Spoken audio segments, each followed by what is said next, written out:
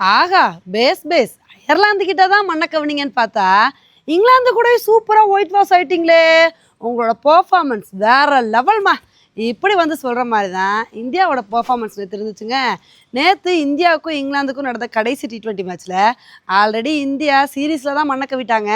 கடைசி மேட்சையாவது வின் பண்ணி ஆறுதல் வெற்றி அடைவாங்கன்னு பார்த்தா நேற்று மேட்ச்சில் நடந்ததே வேறங்க. நேற்று மேட்ச்சில் இங்கிலாந்து ஃபஸ்ட் பேட்டிங் பண்ணி 257 ரன் வந்து எடுத்துட்டாங்க. இந்த அளவுக்கு ஸ்கோர் வர்றதுக்கு முக்கிய காரணம் யாருன்னு பார்த்தீங்கன்னா ஜோஸ் பட்லரும் ஹாரி ப்ரூக்கும் தான். ஜோஸ் பட்லர் வேற லெவல் பெர்ஃபார்மன்ஸை கொடுத்து செஞ்சுரி அடித்து அசத்தி போட்டாங்க. செஞ்சுரிக்கு அப்புறமும் நான் கண்ட்ரோல் பண்ண மாட்டேன்னு சொல்லிட்டு 130 ரன்னுக்கு மேலே வந்து எடுத்தாங்க. இன்னொரு பக்கம் வந்து ஹாரி ப்ரூக்கு நான் செஞ்சுரி அடிக்கலைனாலும் நானும் அதிரடி காட்டுறேன்னு சொல்லிட்டு அவங்களும் ஒரு பக்கம் நல்ல ஒரு இன்னிங்ஸை கொடுத்து 90 ரன்னுக்கு மேலே வந்து எடுத்தாங்க. இதனால நேற்று மேட்ச்சில் இங்கிலாந்து ரொம்ப அசால்ட்டாக 20 ஓவர் முடிவில் 257 ரன் வந்து எடுத்தாங்க. இந்த ஸ்கோரை பார்த்தோன்னே நம்ம என்ன எதிர்பார்த்தோம்? இந்த ஸ்கோரை இப்போ இந்தியா உள்ள நிலைமைக்கு இதெல்லாம் எங்கே சேஸ் பண்ண போகிறாங்க அப்படின்னு எதிர்பார்த்தோம். சரி, இந்த ஸ்கோரை சேஸ் பண்ண முடியலனா கூட ஸ்டார்டிங்லேருந்து நல்ல பெர்ஃபார்மன்ஸை கொடுப்பாங்கன்னு பார்த்தா நேற்று மேட்ச்சில் வந்து வைபவ் சூரியவன்சிக்கு இது வரைக்கும் வாய்ப்பு கொடுத்தாச்சு, நேற்று வாய்ப்பு கொடுக்க முடியாதுன்னு சொல்லிட்டு வைபவ் சூரியவன்சி டீமில் போடல.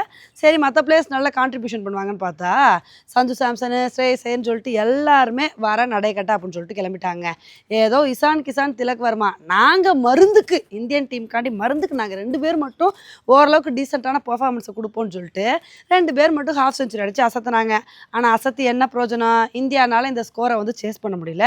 20 ஓவர் முடிவில் 201 ரன் தான் வந்து எடுக்க முடிஞ்சுச்சு.